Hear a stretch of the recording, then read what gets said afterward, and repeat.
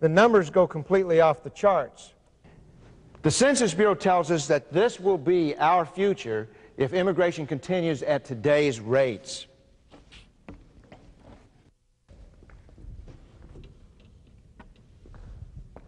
And this is what we're bequeathing to our children and our grandchildren by the middle of the next century.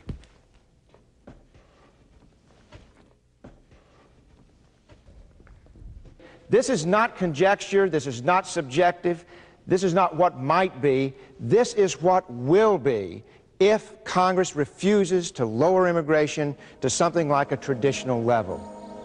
There are some Americans who have very sincere feelings that we have to bring in immigrants in order to show our concern for the third world. Is immigration an effective tool? In this illustration, I use this gumball. It's representing about 1 million people. Now, 1 million people is about what we take in a year in immigrants. This is not a small number because, remember, this one gumball worth of immigration is driving every bit of this red. And each year, in our magnanimity, we try to rescue about this number from third world poverty. But how many people in the world are equally deserving of this kind of humanitarian concern on our part? Well, you got to have some kind of benchmark, and I use Mexico. 25% of the immigrants in the 1980s came from Mexico. Depending on the value of the peso at the time, the average Mexican makes about 1/10 the amount of money that the average American makes. That's poor. I would say that's deserving of our compassion. But how many people in the world are more impoverished than the average Mexican? And the answer is 4,600 million people. 4.6 billion people in the world are more impoverished than the average Mexican. If immigration is a policy to help the people of the third world, I want you to watch very closely. Don't miss this, because I want you to watch to see how much the third world changes each year when we take the million people out of it. You see, there can never be any hope for the people in the third world except here where they live. Most of these people, 99 point whatever % of these people can never leave.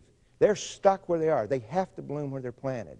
If we care about these people, we have to figure out ways to help them here. Because we can do this kind of thing forever, but we won't make any difference in the world. There are many ways that Americans can help third world nations, but immigration is not one of them. And let's look at another issue here. That's the issue of the safety valve. Since the 1950s, people have been talking about how the United States has to take the overpopulation of Latin American countries lest those countries blow up. Can that work? Well, no, it can't. And let me show you why. The fact is that last year we took about 1 million people. But last year the third world added births over deaths, another 80 million people into the impoverished persons of the world. And this year we'll take 1 million people, and this year the third world will add more than 80 million more people.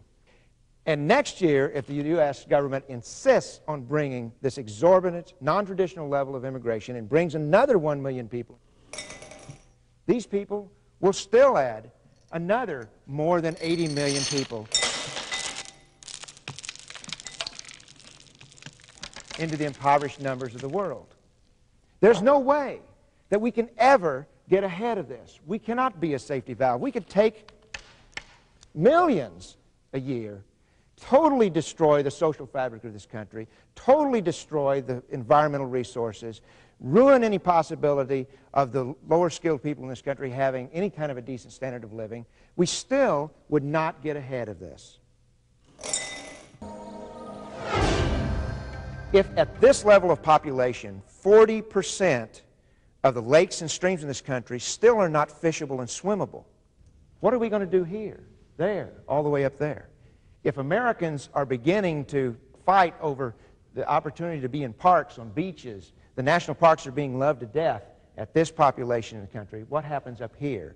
If we are not keeping up with the education of our urban school children at this level, if we cannot build schools fast enough now, if so many Americans are feeling that the congestion and the tearing of the social fabric is moving beyond acceptability. At this level, what is our hope moving on up? Now, you may live in a community that's little affected by immigration, but believe me, if this growth happens, there isn't a community in America that is assured of escaping the ravages that's now hitting California. And we must make decisions now for our children's and our grandchildren's future. If we allow this to happen, that future will be foreclosed. Now, what can we do? It's very simple. Congress merely has to lower the number back to where it was in 1965.